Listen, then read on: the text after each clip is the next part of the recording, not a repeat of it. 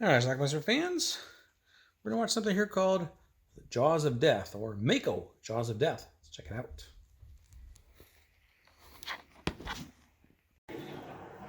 Our movie starts out with some fishermen. They're fishing for sharks. And it looks like they got one.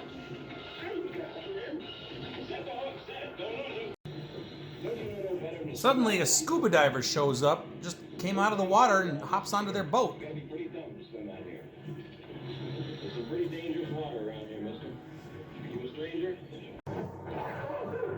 Well, he up and attacks them. And that is a signal to a shark, who promptly comes to eat him.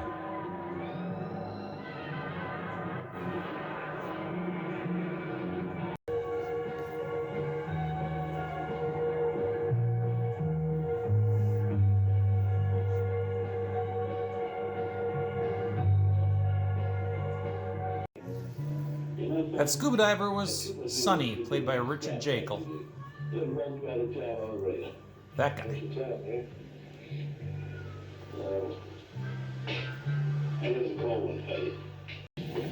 Sonny works with sharks and does all kinds of things with sharks.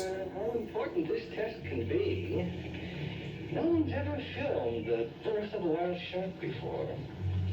No one's even seen it.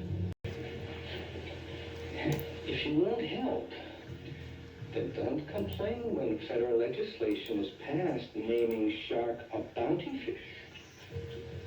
A bounty fish? He's going to loan them a shark. Get the female? Naturally. He's bringing her in on Saturday, and her name is Matilda. Sonny has a connection to the sharks. Sammy, did you hear that? They're going to put a bounty on you unless we can do something about it. Look, I don't want to send Matilda there to have her babies. I really don't, but what can I do? Like that boat last year? Oh. Third one this year. Damnedest thing I ever saw. Just vanished. Just in.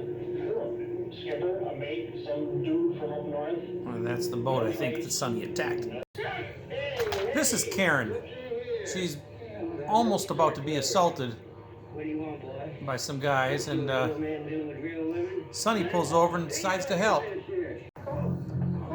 Anyway, he chops sueys enough of them to make him run off.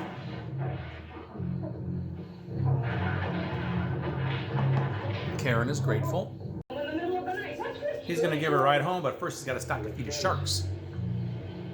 They depend on me.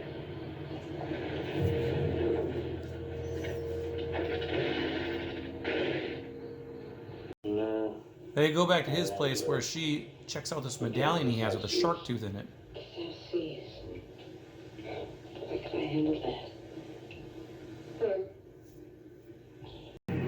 He tells her the story of how he was in the Philippines years earlier and he was trying to get some gold or something that the Japanese left behind in World War II. And some bad guys were after him. And he encountered a shark. Well, the shark left him alone and instead went after the two bad guys. Clearly there's some sort of connection between him and sharks, and this is where he first learned of it. So he went and met this shaman who bestowed upon him the medallion. Told me that the inlet was a very special place where he went to give sacrifice to the shark god. His people made a living from the sea. They could only survive through the good graces of the most powerful force they knew, the shark. This is Karen's husband, Barney. He runs this like mermaid show in a bar.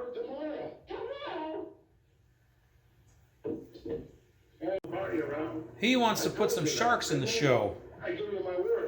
The women swim in these big tanks. What, here? Hurt your shark? Come on. He's the life of the show. We wouldn't let anything happen to him, right, Karen? He was killed. He was murdered by a harpoon, a shark gun. Somebody found a hammerhead. Yeah, I don't understand. Well, take a good look, mister. Look at that. Now, come on, tell me. Now, you tell me you did this. Go on. All right, I'll tell you, but you're going to tell me now. This shark has never even seen the Gulf Stream. He spent most of his life around a reef nobody else has ever seen. Well, the guy who claimed that he caught that hammerhead actually bought it for 20 bucks from these guys. These guys are just taking shark after shark from the water. Once again, Sonny just appears on their boat.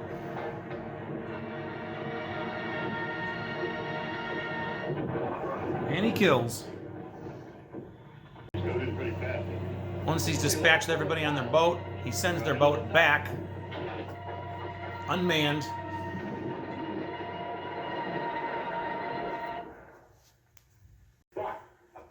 It's time for Barney's show.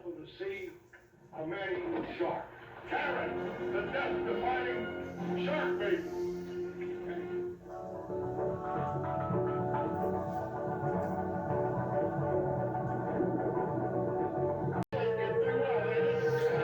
Now Barney's doing something to like send these sound waves or shock waves into the water. They're hurting the shark. Sonny! Sonny, let him go!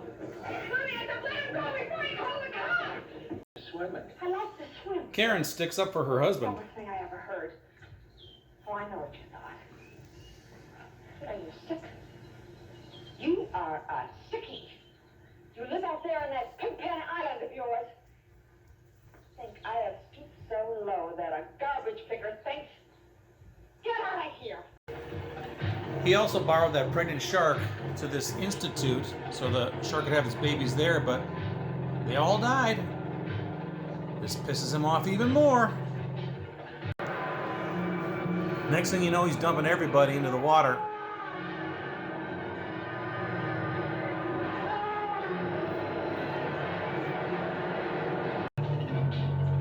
So Barney lives on the water, and he has this netting all around so that sharks and fish, or just big fish, can't get in there.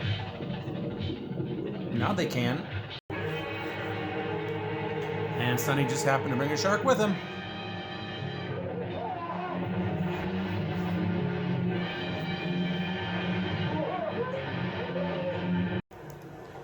Then he goes to the bar show and does the exact same thing there, cutting the net.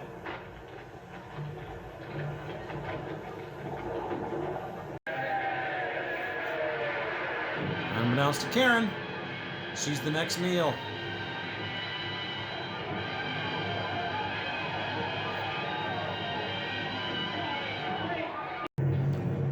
Sonny flees the bar.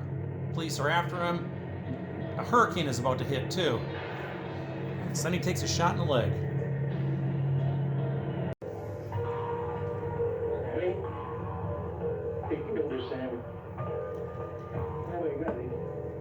You put you in the toilet. You know your baby. He managed to get back home.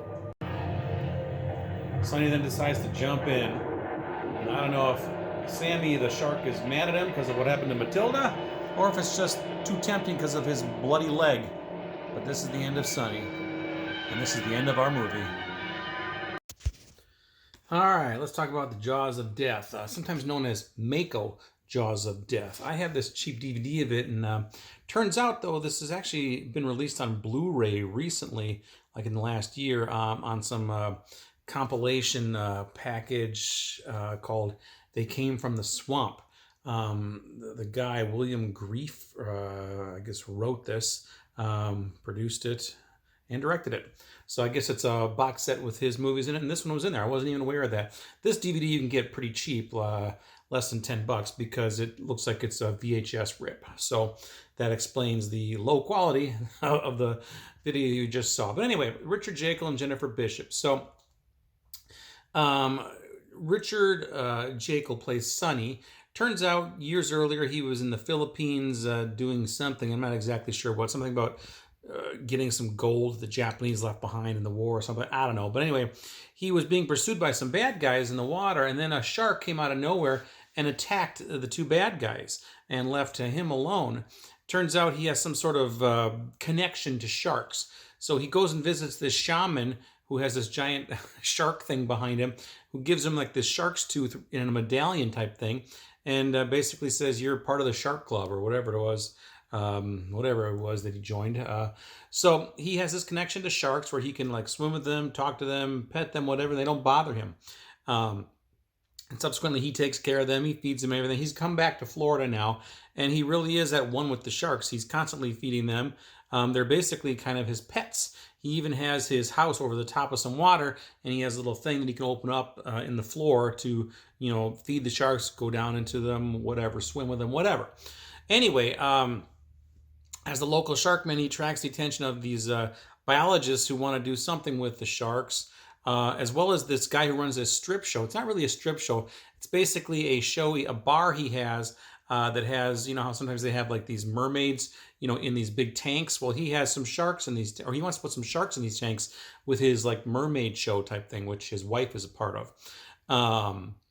So they asked if he can buy one of his sharks, and he reluctantly agrees to sell him one, assuming that he's going to take care of the shark, that sort of thing. And he also loans his pregnant shark out to this biologist place so the shark can give birth or whatever. Anyway, turns out everybody screws him over, though. The biologist place, they end up killing the shark, and all the baby sharks that were inside of it are dead, too. In the shark show, the fat guy who's running the bar has some sort of sound waves that he changes the frequency of within the water, which hurt the shark. And Sonny is there to watch the show, and he starts to go after the guy and starts choking him. "What are you doing to my shark?" And he says, "Hey, man, you sold me fair and square." So then he's pissed off, and the woman, the wife, is also pissed off at him for whatever reason, even though he had saved, Sonny had saved the woman's from being raped earlier in the movie.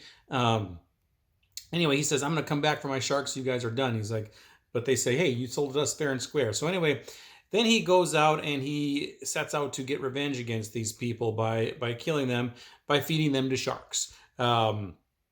He goes to the chubby guy's residence. He has this area roped off. He lives on the lake, or on the ocean, I should say. He has it roped off so fish and sharks can't get in there, but he cuts it open. Then he comes in himself, and then he lets one of the sharks in, who promptly eats the guy. And then at the shark show, he goes there, he cuts a hole in the net thing too. So the shark comes in and starts eating the wife. And next thing you know, the police are chasing him just as a hurricane arrives. They end up shooting him in the leg, but he does manage to get back to his house. They come in there and he says, "You guys don't deserve to live, blah, blah, blah." He ends up jumping into the ocean in the little floorboard thing that he has, where he's promptly eaten by one of his sharks.